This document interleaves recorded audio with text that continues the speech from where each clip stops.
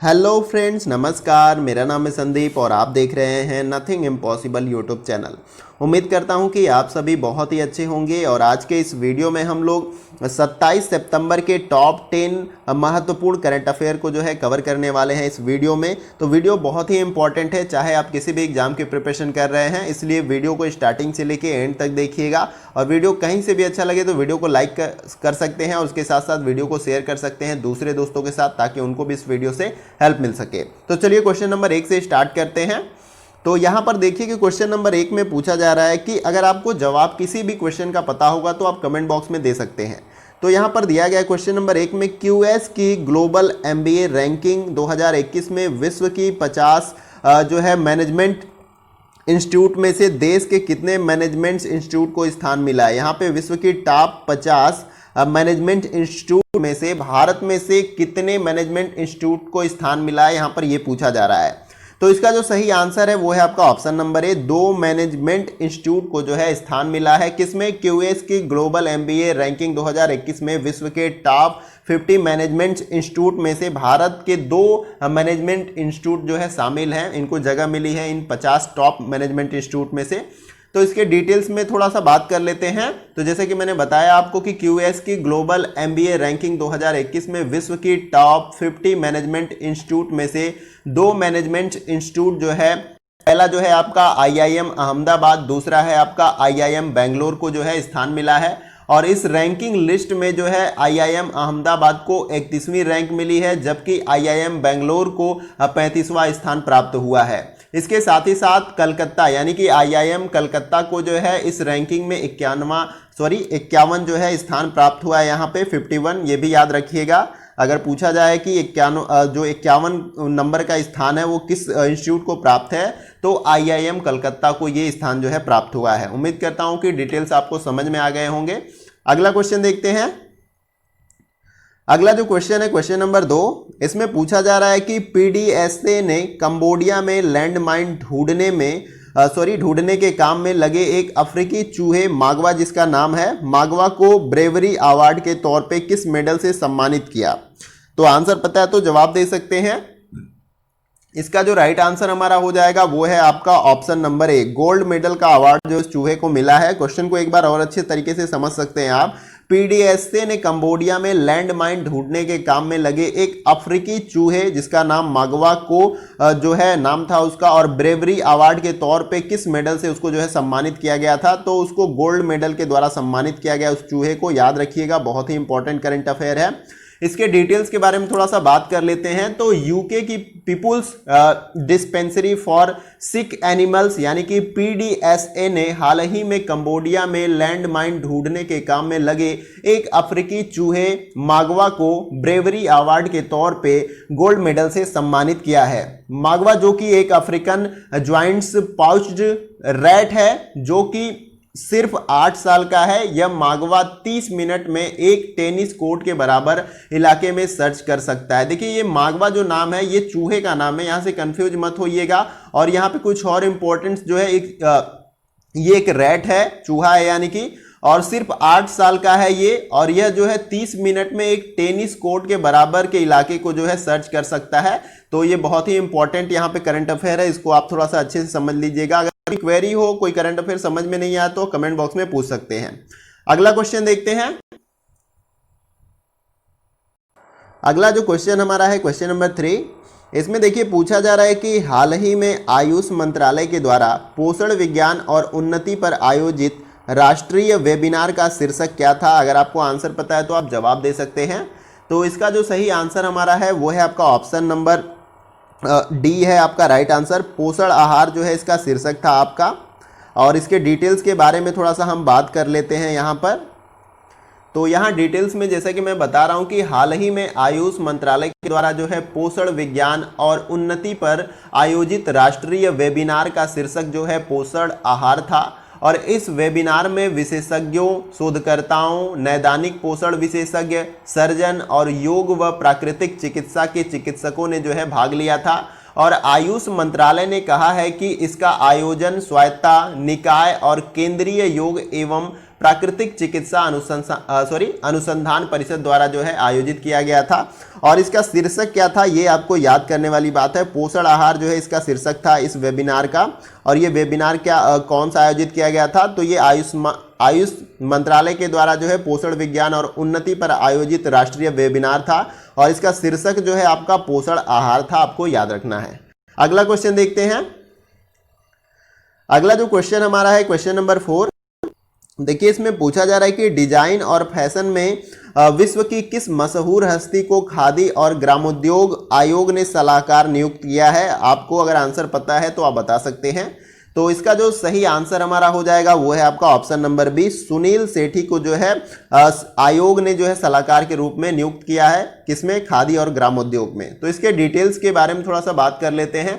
तो डिजाइन और फैशन की विश्व की मशहूर हस्ती सुनील सेठी को जो है खादी और ग्रामोद्योग आयोग ने सलाहकार जो है नियुक्त किया है। वे भारत और विदेशों में खादी के प्रचार के साथ साथ तैयार कपड़ों के क्षेत्र में नवीनतम डिजाइनों के बारे में आयोग को सलाह देंगे। उन्हें जो है सुश्री ऋतु की जगह जो है नियुक्त किया गया है। उनका कार्यकाल जो है 1 वर्षों का होगा। यहाँ पे देखिए महत्वपूर्ण बात यह है कि इनको किसके जगह पे नियुक्त किया गया है, तो सुश्री ऋतु की जगह इनको नियुक्त किया गया है। और इनका कार्यकाल जो है 1 वर्षों का होगा, आपको याद रखना है। अगला क्वेश्चन देखते हैं। अगला जो हमारा क्वेश्चन इसमें है क्वेश्चन नंबर 5। इसमें देखिए पूछा जा रहा है कि प्रधानमंत्री नरेंद्र मोदी जी ने हाल ही में संयुक्त राष्ट्र महासभा UNGA के कौन से सत्र को संबोधित किया है। तो यहाँ पर अगर आपको आंसर पता है तो आप जवाब दे सकते हैं। देखिए यहाँ पे महत्वपूर्ण बात यह है कि UNGA का फुल फॉर्म क्या होता है, इसको याद रखना है आपको। तो यूनाइटेड नेशन जनरल असेंबली जो है इसका फुल फॉर्म होता है, आपको याद रखना है। अगर आपको आंसर पता है तो आप जवाब भी दे सकते हैं।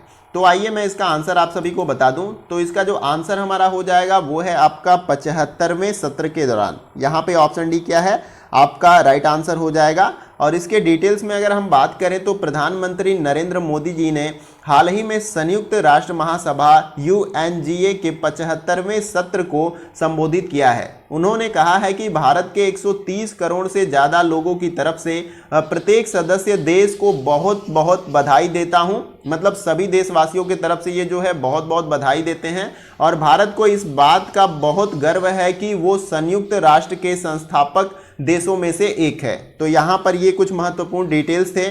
और इसका मैंने फुल फॉर्म आपको बताया था UNGA का। एक बार और अच्छे से आप इसको समझ लीजिए, यूनाइटेड नेशन जनरल असेंबली। तो एक प्रश्न यहाँ पर आपका बन जाएगा फुल फॉर्म से। और प्रधानमंत्री नरेंद्र मोदी जी ने हाल ही में संयुक्त राष्ट्र महासभा UNGA के कौन से सत्र को जो है संबोधित किया था, तो 75वें। तो ये 2 क्वेश्चन आप जरूर याद रखिएगा यहाँ पे। अगला करंट अफेयर देखते हैं हम लोग इसमें। देखिए अगला क्वेश्चन हमारा है क्वेश्चन नंबर 6। जितने भी मैं प्रश्न करा रहा हूं ये करंट अफेयर के 27 सितंबर के, सभी महत्वपूर्ण है आपके एग्जाम के पॉइंट ऑफ व्यू से।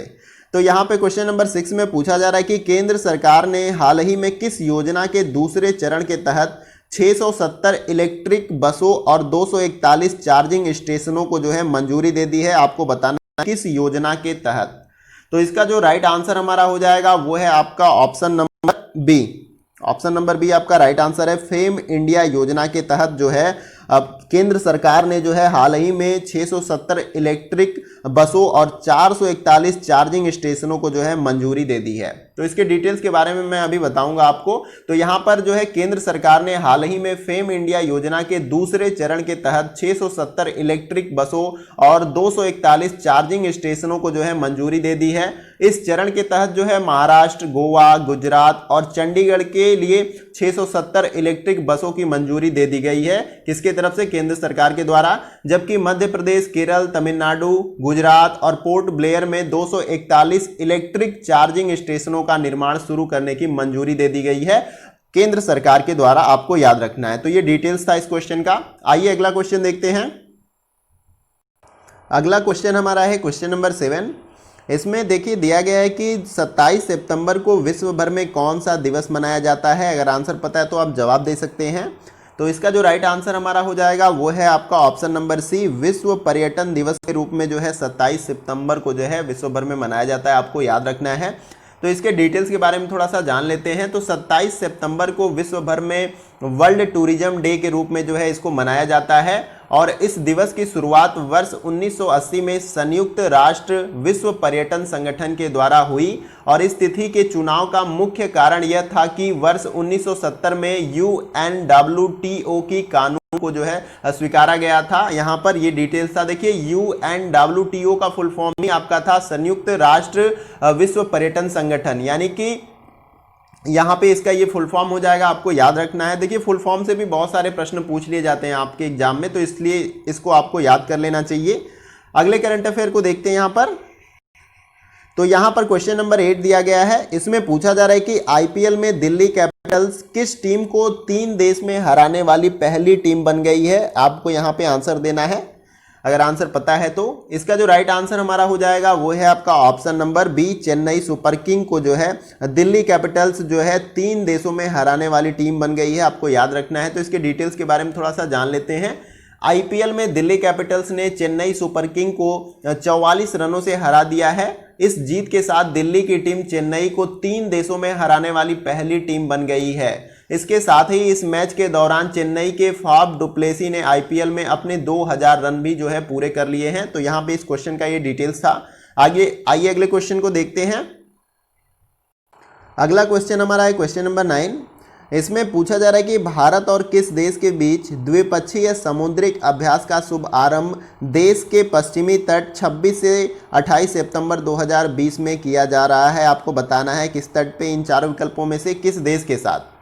तो यहाँ पे जो हमारा राइट आंसर हो जाएगा वो है आपका ऑप्शन नंबर सी, जापान देश के साथ। यहाँ पे इसके डिटेल्स के बारे में थोड़ा सा जान लेते हैं। तो भारत और चीन के बीच द्विपक्षीय समुद्रिक अभ्यास JIMEX20 के चौथे संस्करण का जो है शुभारंभ देश के पश्चिमी तट 26 से 28 सितंबर 2020 में किया जा रहा है। इस JIMEX का पिछला संस्करण अक्टूबर 2018 में विशाखापट्टनम के तट पर जो है किया गया था। ये भी इंपॉर्टेंट है, आपको याद रखना है। पिछले संस्करण के बारे में भी पूछ देगा और ये जो अभी नया संस्करण हमारा है इसके बारे में भी पूछ सकता है, तो इन दोनों के बारे में आपको याद कर लेना है। अगला क्वेश्चन देखते हैं। अगला जो क्वेश्चन हमारा है क्वेश्चन नंबर 10। इसमें इसको देख लेते हैं। ये हमारा लास्ट करंट अफेयर है। जैसा कि मैंने स्टार्टिंग में बताया था कि आज के इस वीडियो में हम 27 सितंबर के टॉप 10 करंट अफेयर को जो है कवर करने वाले हैं। तो यहाँ पर क्वेश्चन नंबर 10 में पूछा जा रहा है कि नेशनल आइडेंटिटी स्कीम में फेशियल वेरिफिकेशन का इस्तेमाल करने वाला कौन सा हाल ही में विश्व का पहला देश बन गया है, आपको बताना है, अगर आंसर पता है तो इसका जो राइट आंसर हमारा हो जाएगा वो है आपका option number B, Singapore. Singapore क्या होगा, इसका राइट आंसर हो जाएगा। इसके डिटेल्स के बारे में थोड़ा सा जान लेते हैं। नेशनल आइडेंटिटी स्कीम में फेशियल वेरिफिकेशन का इस्तेमाल करने वाला सिंगापुर हाल ही में विश्व का पहला देश बन गया है।